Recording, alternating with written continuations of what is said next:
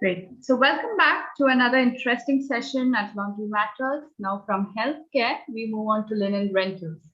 Now, the last couple of years, the concept of linen rental has been gaining traction in the region. And earlier, we heard from Mr. Anil Shah from Linen Craft about the misconceptions about linen rental systems. Now, delving deeper into them and the challenges that one is facing and truly understanding the value that linen rental systems can bring to an organization is our panel out here today. So before we head to the discussion, let me quickly introduce you to our panelists, starting with Mr. Narayan Raghavan, the CEO of Rent a Towel. He's more popularly known as Dr. Linen in the hospitality circuit. And Mr. Narayan started Rent a Towel with two other professionals in 2015 in UAE. And a true passion for the industry, Mr. Narayan brings with him a wealth of knowledge in technology and business to the brand. Also joining us this afternoon is Mr. John Manohar, the cluster executive housekeeper from J5 Hotels, a seasoned housekeeper with 35 years of professional experience in the hospitality industry, out of which he has successfully led teams of diverse professionals for more than 20 years. Now, Mr. John is responsible for day-to-day operations in the housekeeping, the cost control, and maintain quality standards in the hotels without any compromise. We also have with us on the panel Mr. Brian Gacheru, the CEO of Pristine Laundry and Laundry Limited. This is a commercial laundry and linen rental service provider who is based in Nairobi, Kenya. Mr. Brian founded the company about 13 years ago with the aim to professionalize and transform the commercial laundry space in Kenya by providing, according to one of his clients, a more annoyingly reliable laundry and linen service. Now, Mr. Brian is an average, but he claims to be an average golfer and enjoys networking and connecting with people. And his purpose is to help and grow individual members of his team and become the better versions of themselves. And last but not the least, we have with us Mr. David Stevens, the co-founder of NewGen and the CEO of Textile Services Association. Now, he's a seasoned professional in the laundry sector, and having joined the Paragon Laundry in 1982, Mr. David brings with him a wealth of knowledge in textile and laundry industry, which led to the setup of the NewGen Business Services. And he's also the director of the Textile Services Association and the UK Trade Association, and the chairman of the industry's commercial committee, as well as he's the director of the Brilliant Laundry Group. And in Feb 2019, he became the CEO of the Textile Services Association. And I'll be moderating the session this afternoon. So thank you, all of you, for joining in today. Thank you, madam. Thank you so much. Thank you, So just a quick reminder to the audience, do post in your questions in the comment section. So we do have a jam-packed session of a lot of questions with the panelists. So I'll try and, do justice to as much as questions from all of you and keep it engaging. So let's start off without wasting any time. So I want to start off with you, Mr. David. And I want to start addressing the opportunities and the challenges that this unique market has. Now, one wonders, why has rental not really become this kind of preferred service in the Middle East? Because we do know that in Europe, there are a lot of studies that over 90% of the market has received a success rate. So can you comment on this? Yeah, I mean, it's a tough question to start with, but I do expect it will go rental eventually. I think the direction of travel will be towards a rental solution, but I think there's some barriers to entry before you get there. And the first one is, traditionally the Middle East is an in-house operation. So generally hotels were running on-premise laundries.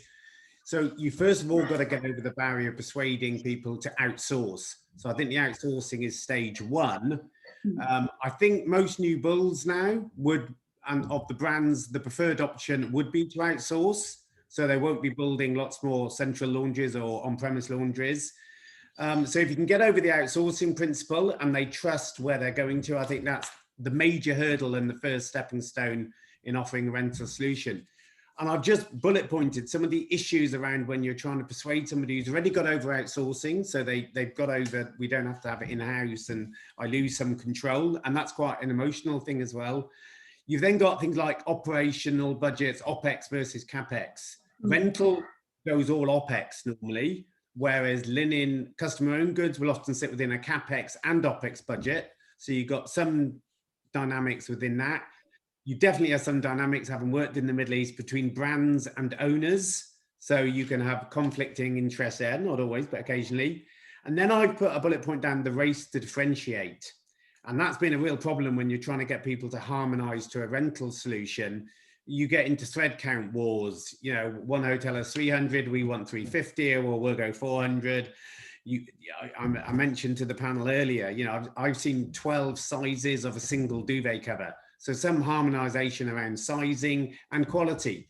So, you know, some people want Egyptian cotton, percale cotton, 2-ply towel, single-ply towel. So we need to almost train the audience around, do they really need all these differentiators, or does a really crisp white sheet on the bed, does that satisfy the requirements? And then you've got two types of rental. You've got designated stock, where the hotel can choose what they want still, but the laundry basically becomes a bank and rents it, but maybe provides some asset management, or pool stock, which is where definitely you get the economies of scale, because the laundry is now running less production lines, where you may have a 200 thread count pool, a 300 thread count pool, a 500 gram toweling pool, and a 650 gram toweling pool. So I think there's those barriers, but we are seeing some movement now. And I think there's an education piece to be done around why rental does work and how it can become the solution, but there's a bit of work there still to be done. Right. I do hope that we kind of answer some of those as well in the course of this 1 hour discussion. So I want to rope you in, Mr. Brian, now. You know, you come from a market where the concept is still quite fresh, right? So what are the kind of opportunities and the challenges that are unique to that market and the implications of that? Thank you, Mega. David he's captured a lot of things, yeah. But I just want to give the context of Africa and Kenya in particular, yeah. So I'd have to say, with Africa being basically like the last frontier, we see an opportunity in us leapfrogging a lot of the other markets. So what this means is that as much as we are still dealing with the conversation around having OPLs versus outsourcing, as soon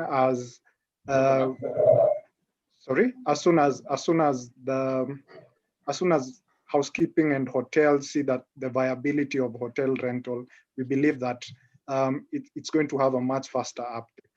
So the Middle East and Europe, they do all the testing for us, and we just come in and just basically implement. Now, the fundamentals of the businesses in each of these markets may be different, but rental as a business is something that has been proven. I think the model is over 60 years in Europe or something of the sort. And we see it as an opportunity because it's already tried and tested. Yeah. So we see that opportunity to leapfrog and to come in and basically go into rental in full force. Now, the other opportunity that we see in Africa is that there's been a push by a lot of international brands to come into the market. So as of 2019, so unfortunately, I'll have to be using pre-COVID numbers, yeah. But as of 2019, we were expecting around 2,000 extra rooms by this period. So majorly pushed by a lot of international brands. So the numbers was between 12 to 16 hotels, actually 12 to 16 brands, and a pipeline of about 27 developments. So you can see that the brands are realizing that Africa is the next frontier. And with that, we believe that they will come in with this new model, whereby they're used to having rental as their main way of doing linen, yeah, or rather of managing linen. And we hope that as soon as some of these local brands see that model in practice, then again they will come in and uptake the service. Now, as far as the challenges are concerned, I think it's the same across the board. The same issues you have in terms of educating the end user about how the model works, the processes. I think that is a conversation that needs to be had, and it's something that will definitely have to continue going on. Apart from that, I'd say in Kenya particularly, we already have a challenge as far as the capacity of some of the laundries here. And that capacity basically goes in towards building the confidence of an international brand coming in and saying, you know what, we will let you handle the laundry and we will let you manage the linen. So apart from everything that David has said, I think those are the two things that really stand out for our market in particular, the capacity especially. Yeah. Right. Thank you for that. Hold on to that. And I want to rope you in, Mr. Narayan.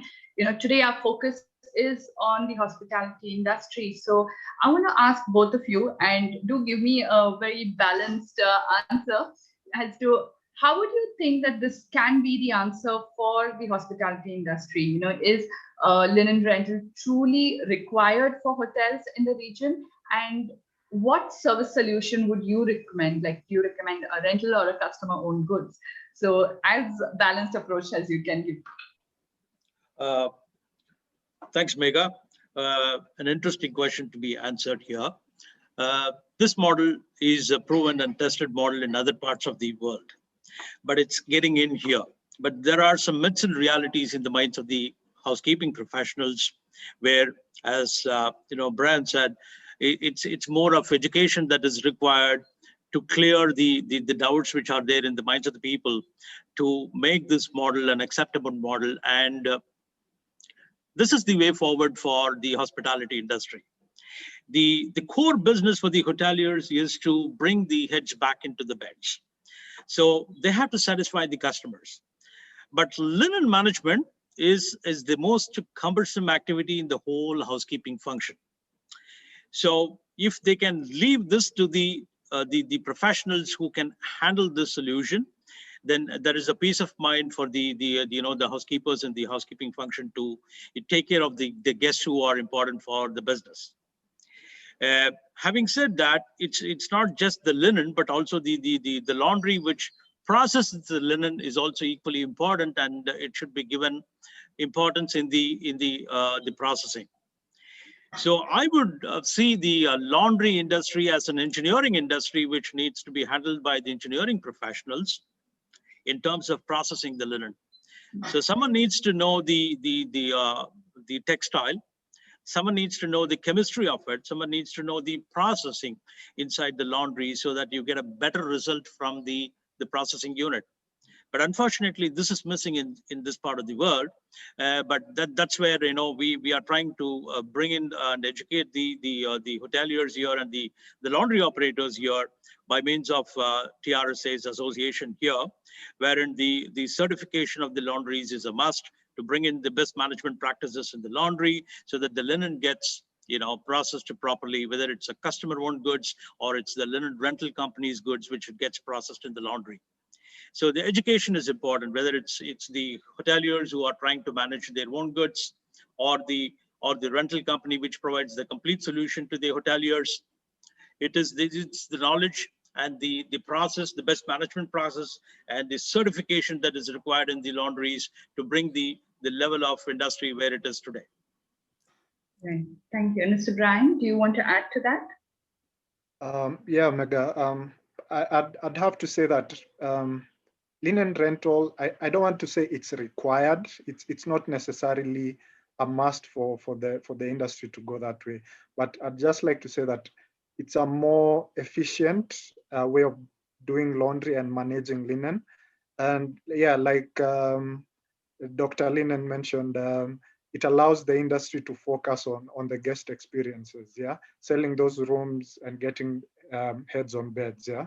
It's a more seamless operation. It's a lean operation, and if you're talking about sustainability, which is the buzzword, yeah, linen rental definitely checks off all of those boxes. So it's not required, but again, with 60 years tried and tested, I think it's definitely the way that most hotels should definitely go. Yeah. Right. And coming to you, Mr. John, now you're the only end user in the panel. So I want to ask you, what are the kind of basic challenges that housekeepers face when it comes to linen management in the hotel industry? Thank you, Megha. First of all, good morning, good afternoon, good evening. everyone around the world, wherever you are. And I appreciate Mega, Anthony, and Fatima, Donna, Shanti, and the entire Clean Middle East team to arrange such a wonderful laundry talkathon to connect all of us today. Coming back to your question, yes, laundry management is the biggest challenge in the entire laundry industry around the globe. And being in the industry 30 plus years, couple of countries, more than 16 international and local brands, found there are n number of challenges in the laundry management. CapEx, OpEx, budget provisions, approvals, linen purchase, linen quality, 300 TC, 250 TC, and 550, 600, 650 GSM, you name it, twisted yarn, then comb cotton, carded cotton, 2x20s, 2x22s, 1x16 structure, there are plenty. Then in laundry, like Mr. Narayan said, very important, the machinery, old machinery, new machinery, the process, the chemicals, the temperatures, then coming back to inventories in the hotels, monthly inventory, quarterly inventory, yearly inventory, and everything needs to be taken manually, accurately. It's not easy. Then end of the year, like every half year, the linen damages, losses, stains, then managing the par levels, going back to buy new linen. These all n number of challenges are there. Earlier, the hotel operators and the owners did not face any financial problem or linen, didn't face any budget problems buying own linen and going the traditional way. But now during this pandemic, a so-called new normal taught us looking to different, to evaluate different model, how to manage linen. As all of us knows, the hotel industry going through a tough, I call price war as well as occupancy levels. In this scenario, it's not easy for the hotel operators and owners to invest money and buy linen and to go by traditional way. So without any major investment, linen rental is a good solution for the linen management. Right. We did speak about this earlier, about this concept, taking time to gain traction out here. So I want to ask you again, Mr. John, why are the housekeepers not able to buy into this model? And where is this gap right now? Good question. Like we heard earlier, US, UK, and Europe, more than 90% hotels are on rental model. But if you take UAE and Middle East, the percentage is very low. I think in UAE, out of 145,000 rooms, only 7 to 10,000 rooms are on rental model. The main reason, we were very much luxury with linen purchase as well as hotel, the laundry facilities. I would like to share a small incident, which was the turning point. I think it will be helpful for so many of us. My previous property, 720 rooms, 1,052 beds, big operation. During a high occupancy, festival season, all the hotels are busy in Dubai. Dubai is a party place, it's a festival place, and we are full. Unfortunately, continuously 7 days, laundry broke down. Hotel is full, occupied rooms are cleaned, linen not changed, checkout rooms are ready, unable to release, big complaints, big challenge. Even our sister companies could not help us because everybody was full and running with minimum par levels. No choice. Earlier, there was a time, couple of rental companies approached us for the rental model, presentation, etc., etc. But we didn't entertain them. But this time, no choice, I put to call one of them. They are very prompt. Within 2-3 hours, linen came, occupied rooms are cleaned, checkout rooms are released, operation came back to normal. Then, end of the month, I was expecting a little challenge, but surprisingly, in the P&L, I didn't see major changes. Even my financial controller surprised. Then there was a question, why not rental? Then we started studying the process. We found the benefits of smart rental. What you call smart rental? You rent bed and bath linen, but not the filled item, like duvet, mattress pad, pillow, the items which are not sending to the laundry frequently. We buy the rest bed and bath linen, we rent. We did another study between different properties and the brand standards. We found the laundry cost per room comes about 5 to 7 dirham. The linen cost comes per room 1 to 2 dirham. And the rental cost comes per room 7 to 9 dirham. It differs property to property and the brand standards. So we have to be smart how to evaluate. That's the most important thing. In UAE and Middle East is catching up now. A lot of housekeepers, we are getting the awareness of this. The first important things, awareness. Earlier, we were not aware of the model properly. The second, now we are coming to know how to evaluate. Like David said exactly, or Narayan said, it's not only the laundry cost. Laundry plus linen cost against rental cost. Do the calculation. We can see where we stand. Then the final thing, how to take it to our purchasing as well to the management. Then definitely, if we can solve the linen, the biggest cost, if I say, laundry cost, linen cost is the biggest cost in the hotel operation next to the payroll cost.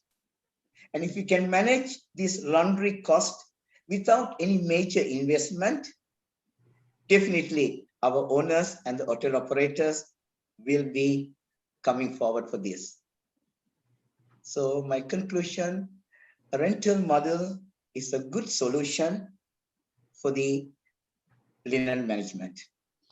Thank you so much, Mr. John. We got some really key insights out there from you, and I do hope the hospitality industry is listening out there. And if you do have any questions, do post it in our question box, and we can address it. We did before I get into the next set of questions, we do have one question that has come up from Mr. Rakesh to linen per room, and the rental cost per F&B cover that may include napkins and tablecloths and frills for a particular outlet. Would anyone want to address that? Yes, I can take the question. Yeah. Can you repeat the question again, Megha? Yeah. So what's the standard rental cost for linen per room and rental cost per F&B cover that may include napkins, tablecloths, chair covers, and frills for a particular outlet? Yeah, I can throw some guesstimated numbers here. So if you take a standard room which has got the bed and bath with the standard specs, which I mean is 300 thread count on the bed side and 550 or 600 GSM on the bath side, and the number of items put together could be between 10 and 12.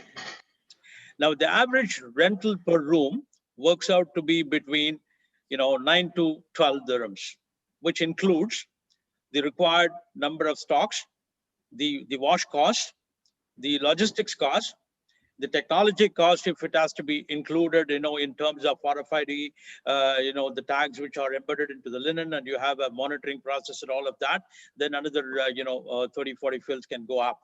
Otherwise, it is by and large between, 10 to 12, 13 dirhams.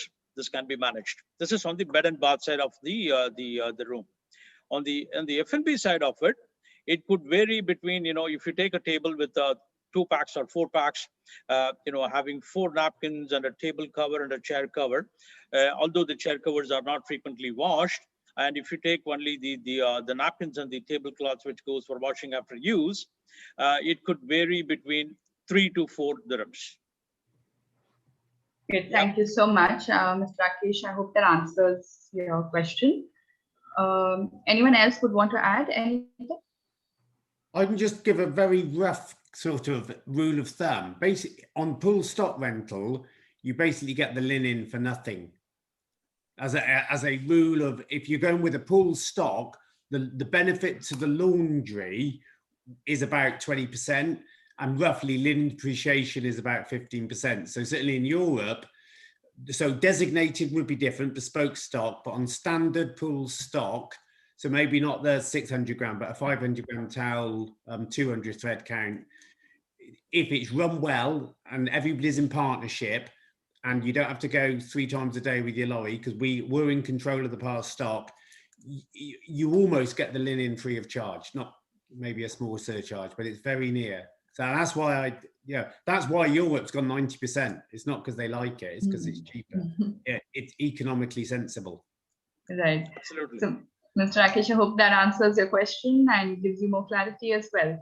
So moving on, I want to get into the sustainability practices. So Mr. Narayan, I want you to address, what, the point of sustainability practice. So in your opinion, with respect to, business continuity or quality of cleaning and being more energy efficient, what should be the sustainable practices one should be mindful of?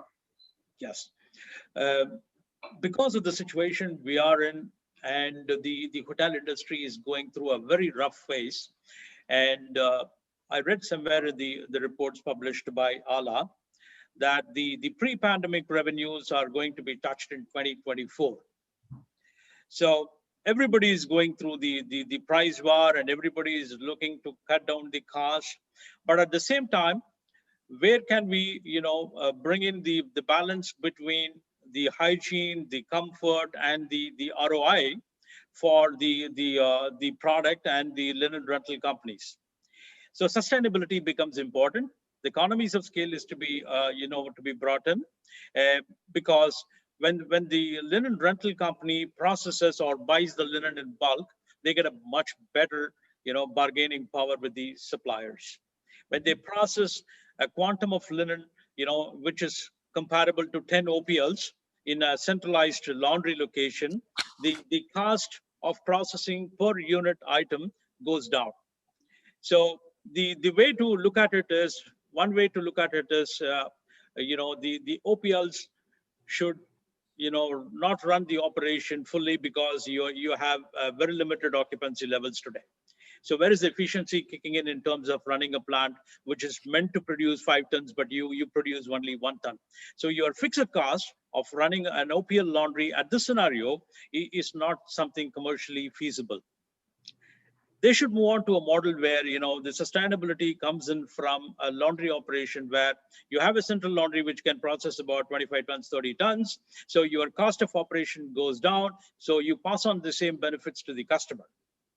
So this is where the thinking has to change from an OPL perspective to a centralized laundry operation, which can process in bulk and deliver the linen with the required hygiene and comfort to the customer.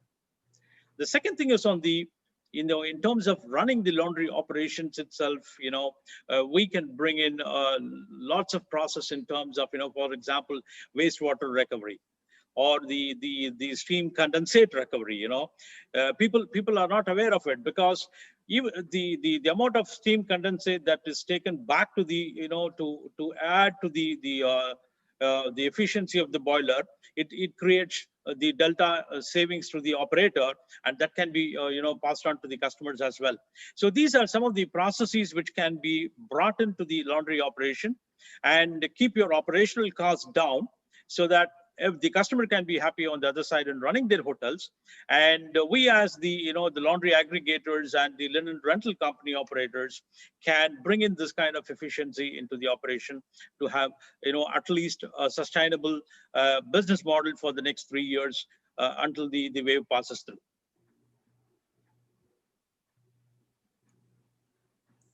Sorry. So we've got an interesting question that's come up. Someone's asking us that how will employment opportunities now for laundry managers be working in hotels grow if the rental companies as hotel linen businesses shift to this whole process? So I'm guessing he's asking what happens to the job of the laundry managers in the hotels if more and more hotels start going into linen rental. So if anyone would want to take that up. Yes, I can answer that. They don't have to worry about the jobs getting cut within the hotels. So definitely, see, we as a laundry operator for our own goods and the customer own goods getting processed in the laundry, we have multiple units of laundries in operation. So we are looking for laundry managers to be efficient enough in operating a plant. So the job opportunities will get created for sure. See, it's only moving from A to B, but there is a job opportunity which is there with the linen rental companies and the laundry aggregators, where you need skills to run these plants. So I don't think there will be a dip in the employment opportunities, even if the hotels prefer to move from an OPL model to an centralized operations. So the job opportunities will be there, and it will persist. Ms. David, if I can just add there, like Narayanan is saying, that the issue is not, they would only be concerned if there was a drop in the number of rooms, yeah. But as long as we have beds and we have rooms, then there's always going to be linen that needs to be processed. So it may not happen at the hotel. It will definitely happen somewhere else, and that's where the laundry is coming. So you might not be the laundry manager on site, but you may be the laundry manager somewhere else. Exactly.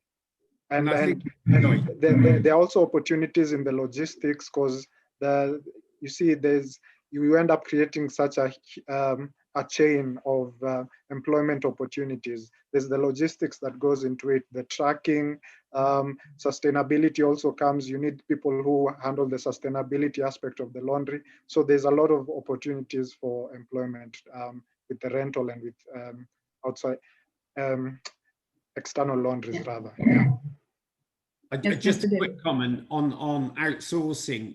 We wouldn't normally, we've done lots of studies on this. We would always recommend outsourcing what we call the bulk products, but there's normally still a requirement for valet laundry and guest laundry, which sometimes you outsource, but often that's better left behind. And that has a high skill set factor. And we would often encourage hotels to keep the valet element of the operation actually on site. And when you come to curtains, upholstery, so sometimes those things are actually better done within a very small sort of mini OPL operation, but the bulk is outsourced. So the skill set, you still want the skill set retained in the business. Exactly. Exactly. To add on to the last part on the same question, TRSA is a certification forum where we are working towards continuously educating the laundry managers. We have programs called Certified Professional Laundry Managers. So people can, register for the course, and they can go through the complete course and become a certified, laundry management professional. So once the laundry industry, goes to the next level of the phase, definitely there are a lot more opportunities that will come up. Right. I do hope that answers your question. And now from sustainable practices, I want to move on to safety standards out there. So I want to address that to you, Mr. David. What did COVID mean for the hygiene requirements of hospitality linen?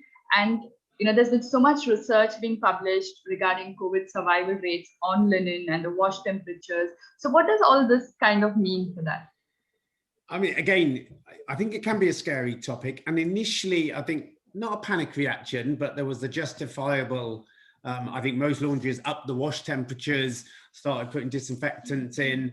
So there was a sort of knee-jerk reaction to hygienically clean linen, and even the word hygienic is undefined.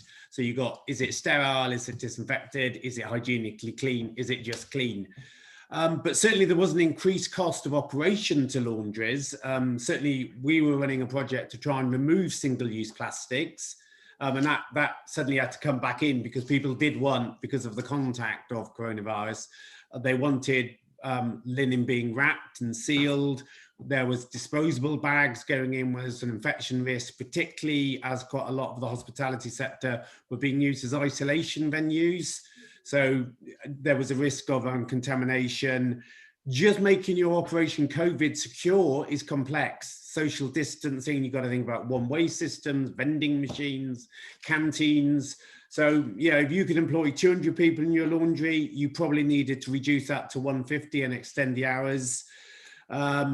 Social distancing screens, so there are capital elements. So I think laundries had to do a lot, and I have no idea whether they were able to get that money back from the hotels, along with the decreased volumes as well. Because, yeah, we in the UK, we've seen some laundries operating at 10% of volume, and that's more expensive than being shut. You're better off being closed, but we've got to keep servicing our customers. So there's been some real issues for commercial laundries over the last 12 months. We were so concerned that we actually commissioned some research with the Montfort University in the UK, because there was research out there saying you should be 80 degrees C. If I look at each disinfection temperature for different countries, it changes. America to Europe to Germany, all have different thermal disinfections. You can go from 63 degrees to 10 minutes to 71 degrees for 3 minutes to 80 degrees in Germany for about an hour. So there's lots of different regulations out there. So we wanted to see the impact of COVID, both on its survivability on different fabric types and also its survivability in wash parameters. This research has been completed. It's not yet published. It's going through a peer review process. So it's about to go into a medical journal, but I can give you the very high level results that the survivability of COVID on cotton is 12 hours and on polyester 72 hours. And when we try blended products, there's a blend. I mean, on some polyesters, but that's because of the treatment they put on in manufacturing, it was actually 6 hours. But basically it does survive on textiles, and the higher the polyester element, generally the longer it can survive. And that presents not risks in washing, but risks in management. And again, I think this points a bit more to commercial laundry, outsourcing opposed to OPLs.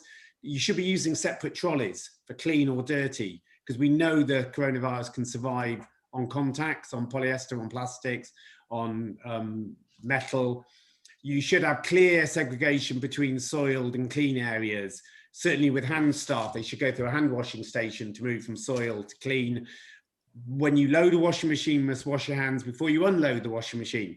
So the biggest risk is actually cross-contamination, and the research shows that it can transfer from polyester and cotton onto other products and vice versa. So there's definitely a contamination risk. When it actually came to washing, and we were surprised at this, and in a way, as a commercial laundry organizer, we wanted it to be really hard to remove, and you know, we can 80 degrees, but actually it's quite easy to remove. It doesn't present problems in washing. And there were 3 elements there: 60 degrees in water, with no chemical, no agitation. It disappeared at 60 degrees. So you can easily thermally disinfect it. But in a domestic washing machine, and we had a bit of an objective to try and make sure that that was a problem. When it was mixed with an artificial saliva, which is more like a sneeze or a cough to make it an interfering substance, it was able to survive with ambient temperature. So at cold washing with some chemical, there were some traces left after a full cycle, but that's at 40 degrees. When you put agitation, temperature and detergent, there was no trace found at 40 degrees. So actually, it's not a problem washing it. That doesn't mean there aren't other reasons you should be washing at temperature. There's other pathogens that won't be destroyed at 40 degrees, E. coli, C. difficile. So if you were washing, so certainly a healthcare laundry couldn't wash at 40 degrees, but specifically where a laundry has increased its temperature and they were happy with the process before COVID, there is no reason to increase the temperature of the wash post-COVID. But if you're a hospital and you're trying to get rid of C. difficile and other pathogens, then you've got to carry on doing what you were doing. But for COVID, you don't need to increase your wash temperatures. Right. I also want to talk a little bit about, the technology out there, especially to do with RFID. We did speak a bit about tracking and, how, if you can give us a little more in-depth insight into, how RFID tracking has kind of helped, especially in the new normal that we are talking about. In some ways, I think RFID and tracking, again, it's been like rental, hasn't made the progress it should make. But I think you've got to understand what it does. It is purely managing and tracking the asset. So it doesn't reduce the cost of washing. There are some benefits downstream to commercial laundries on washing, but you're tracking the asset. So if I was a hotel and I had customer-owned goods, I would want to track that linen because it belongs to me. If I'm a laundry, I would want to track my linen because it belongs to me. So I think the main reason is who owns the linen would be encouraged to put the RFID on. It does allow some traceability. So in a COVID environment, it allows you to track and prove that that product had the certain wash. There are other ways to do process validation. You don't have to have RFID tracking. But the reason I don't think it's made the momentum it should have made, and I'm not sure it will, if I'm really honest, I think the cost of the tags are still too high on low value items. So it can double the price of a napkin or a pillowcase. I think it is quite complex, the software and the readers. They're all out there, and we work with Bubble Laundry in Abu Dhabi. We put readers all over the place. The problem is you can end up with information overload. What do you do with all this information you're getting? And sometimes it can affect the customer relationship, because you can now prove the hotel's lost all their linen, but they're still not going to pay you the stock loss. So you've just got to use it to train and empower, not to beat up the end user. So I think we've seen some complex conversations going around. We can now prove the hotel lost all the stock. So I think it has a place. I think it probably has more of a place on high value items where maybe you do ratio counting. So on duvet covers, asset management of duvets and products, maybe bathrobes. Maybe if you do all your bath towels but don't do the hand towel, you can then ratio count and put an equation into stock loss. And on garments and uniforms, it definitely has a place because you're tracking back to a wearer anyway, and you already have to track those garments. So you already put a barcode or a visual ID label on. So I think RFID tracking is good there. It's got to be put in at manufacturer, and it needs to be single source. So I would plead on the industry to come up with open protocols around it. So you don't have different types of tags, different types of readers, long range, short range. Let's agree one tag. And then if you change companies or you change your product or you pick up another contract, you can read those tags as well. And I think don't ever go retrofit. We did some in Dubai, actually. It's a nightmare trying to find the stock, stitch it all on, and you put so much cost on the operation. So it needs to become the new norm, and it's to put it in a manufacturer is virtually zero cost. To put it in when you've got all the boxes stood up somewhere is a real challenge. So I think it does have a place, but I don't think it's going to be the big solution we all thought it was going to be 5 years ago. Certainly in Europe, there's 1 or 2 laundries which are absolutely RFID. Most of them actually have suspended the programs at the moment. How about you, Mr. Brian? How has the traction been for RFID out there in Nairobi?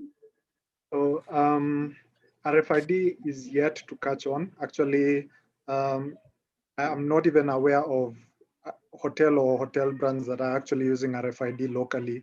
But just to touch on what David said, we are not sure that it actually speeds up the process or the uptake of the service, yeah. But I think what it helps with, again, since we are trying to build the confidence of housekeepers like John, it helps to track and to create that transparency into the laundry process. If a customer needs remote access to know where their linen is, if they're dealing with bespoke items, that can definitely help towards creating that transparency. But yeah, again, like David said, I don't think it necessarily helps with the uptake. I think the conversation, unfortunately, for our industry is usually around the issue on the pricing, the convenience of the service and that kind of thing. So RFID really, again, yet to be given a full wrap up here. I think to a large extent, most of our regions are on the same boat.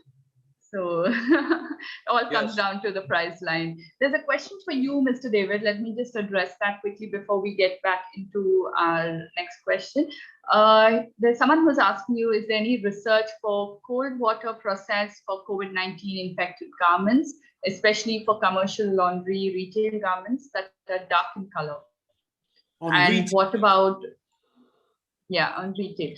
And what about the drying at a particular temperature? Well, drying isn't a great method for disinfection anyway, because you only get the disinfection when it's bone dry. So you'd have to over dry to get to a thermal disinfection. So washing's a much better medium for validating hygienically clean linens. On retail, we were asked by various associations to add solvent cleaning into the research. But mainly on costs. I mean, this research costs a lot of money to add lots of solvents in. You've got lots of different solvents. You've got, the hydrocarbons, the silicone cleaning solvents. So we don't know whether the impact of solvent cleaning, I mean, it probably does kill it, if I'm really honest, but we haven't got the research. So don't quote me. We haven't got the research around dry cleaning. Aqueous solutions would work because they're low temperature isn't a requirement. So where you've got wet cleaning processes within the retail market, the research would indicate that those products are removed COVID, but there are other pathogens that they won't have removed. But so for COVID specifically, and I know what a lot of dry cleaners are doing, actually storing the garments for 70 hours. So they're just doing a delayed exchange. So they're patching it, storing it, and then processing it. So there's no risk. Right. But wet washing would be okay, and you can now wet wash up to 70% of retail garments. Oh, the finishing's a nightmare, but you can wet wash 70% of them on a wet cleaning process. And I hope that answers the question. So coming to you, Mr. John, you've been rather silent, so let's get you talking as well. Now you've heard all these gentlemen talk about, the various processes, the various strategies that you can use. So as a hotelier, now do you feel that you get a better service and truly benefit from the rental option? Yes, Megha, talking about the better services and benefits. Yes, I mean, when you come to a rental model, there are some basic questions come to our mind, any housekeepers. Will I get a quality linen? And will I get my linen inventory properly as per my PAR levels? And will I get clean, fresh, hygienic linen? And then finally, will I get the linen on time for my room attendants to clean the rooms? These are the basic challenges we expect, even from in-house laundry or rental model, whatever it is. Yes, what I've seen after research and after the conclusion, some implementations, a rental model in our group, J5 Hotels. And I must say, yes, the services being good. We get our linen as per our specification, standard linen. I'm not going for the luxury lot, but the basic standard 300 TC and 600 GSM linen. And the PAR levels, yes, as per my occupancy level, as per my requirement, the linen are delivered. And coming to washing quality, I get always good washing and fresh and hygienic linen. And the rental linen, we are tied up. They are giving us antimicrobial treated linen as well. So during this pandemic, is very much hygienic. Even the guests are so happy. And coming back to inventories, the inventories are maintained by RFID readers. It is very helpful. And J5 hotels, we are a group of hotels. We have all kind of models in the hotel operation. J5 hotels Portside, J5 Rimal hotel apartment, J5 holiday homes, which we can serve different levels of customers and their requirements. So, as I mentioned earlier, the linen management is the biggest challenge for housekeepers. If we don't plan properly, smartly, housekeepers, we will be in a mess. I must say something else. Now, thanks to God, we are blessed, we are growing. We are opening another property next month. J5 Hotels Bar Dubai, pre-opening hotel. Again, being a cluster housekeeper, taking care of 3-4 properties, and even in this pre-opening, post-opening, and in this situation, linen ordering, delivery, inventory, storage, big hassle. But today, still 3-4 hours I can spend for a webinar. I am with a peace of mind. I am very much relaxed, well organized, because tied up with some good business partners who is taking care of all our headache. Initial investments, linen inventories, soil linen, stain linen, you name it. The good things, what I learned, again, housekeepers, we have to be smart. As I mentioned, we have to go with the smart rental. Otherwise, we will mess up. So got to be smart renter, then definitely we can make a smart deal. Definitely the companies, hotels will be benefited. Now our pre-opening hotel, I don't have to worry about any storage places to keep the linen. Even my owners, they said, we'll open 2 floors initially. Then we'll gradually open the next to the floors. Then I don't need to worry about the linen delivery as well. When it will come, no need. It's just a matter 24 by hours early. I have to inform them, I must need this much linen. Now our rental company, they have organized already. Only they are just waiting for our date to do the delivery. So there are so many benefits in this model. Conclusion, I must say, this model works good, especially for pre-opening hotels, 3-star, 4-star properties, budget hotels, holiday homes, and the hotels don't have in-house laundry. This is a very good model and a very good solution for the linen management. Thank you so much. I mean, Yeah, we've got to add on to a point of John's, because the linen is owned by the linen rental provider, he will be doubly careful and where he is washing it, because for him, it's the life of the linen that matters. So it is when you compare it with the traditional way of washing it inside the hotel OPL versus when you move towards an outsourced model where where the linen rental company provides the complete solution, the wash quality will be better because it is their own linen. right. So John will get the fresh linen every day. And Mega, I would like to mention one more point as well. There is a scary. Most of the housekeepers, yes, we want to educate. At the meantime, I want to give this awareness as well. I mean, regarding the soil and the damaged linen, now the rental models are coming to our how can I say, as per our favor. Even whatever the stained, damage or losses also, every 15 to 18 months, the linen piles are replenished. So we no need to worry much about the worn out or the stained linen. Again, whatever the linen delivered to our property, we are not going to pay for everything. We just pay as per use.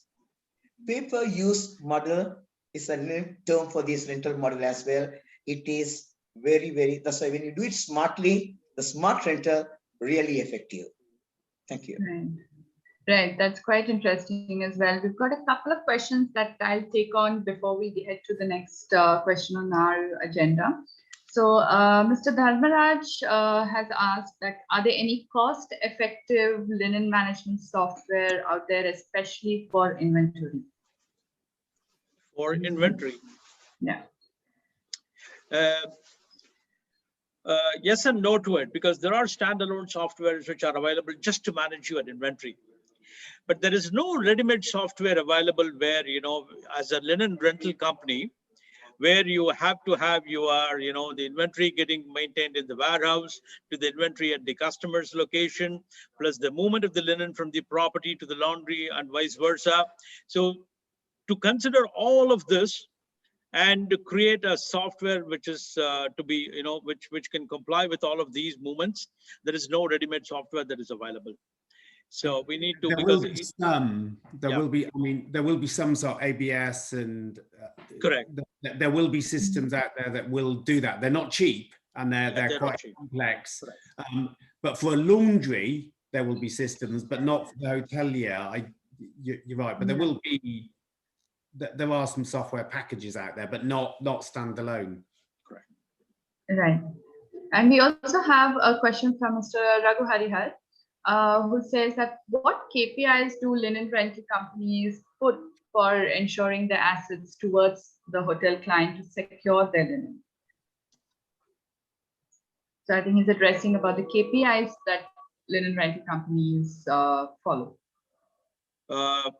Because there are no proper SLAs in this country, right? So once you have a proper SLA in place between the customer and the service provider, you can agree on to a mutual KPIs. So the top 5 KPIs could be enough par stock should be available at my place all the time, and you keep 10% buffer stocks at my property all the time. You know, your turnaround time cannot be more than 25 or 24 hours. You know, the rewash linen, what goes to the laundry and comes back to the same property cannot be more than 72 hours. So these kinds of KPIs can be drawn between the customer and the service provider, and the service provider has to adhere to these KPIs. Yeah, so but there is no standard SLA available here, but it can be drawn. Maybe just to add on to that, I think like some of the things that, well, some of our clients usually look at is the replenish rate, because that is usually a cause of concern. What dictates, or what, how do you determine when a linen is ready to be replaced? So you tend, if you're dealing with a more luxury client, then something as small like a worn out loop on a towel could warrant or mandate a replacement. Yeah. So I think that needs to be very carefully highlighted in the contract. But for us as laundries, I think the main KPI for us is the life of the linen. So everyone is always looking for that elusive 200 washes. And that's what we look for as a laundry. The life of the linen is key for us. Yeah.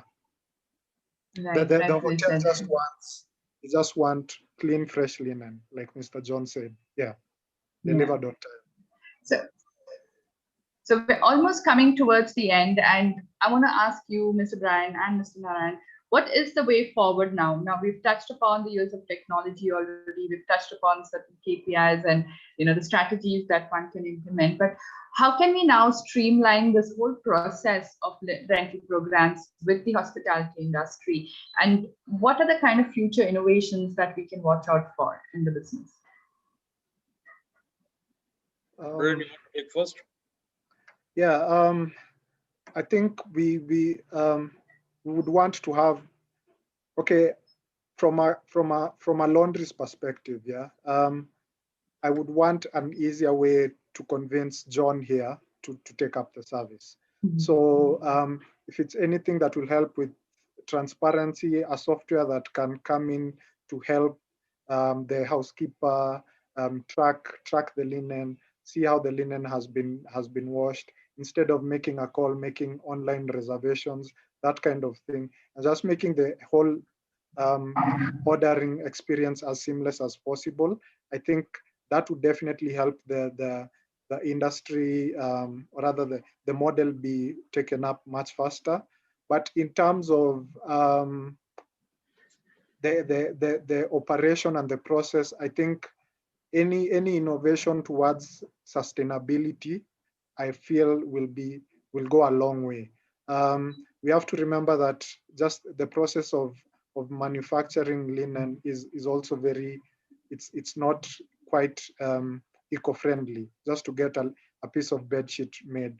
So as laundries, we have to look at innovations that go towards reducing our carbon footprint and that kind of thing. And the thing right now is that a lot of international brands are actually imposing those standards on outsourced laundries and linen rental service providers.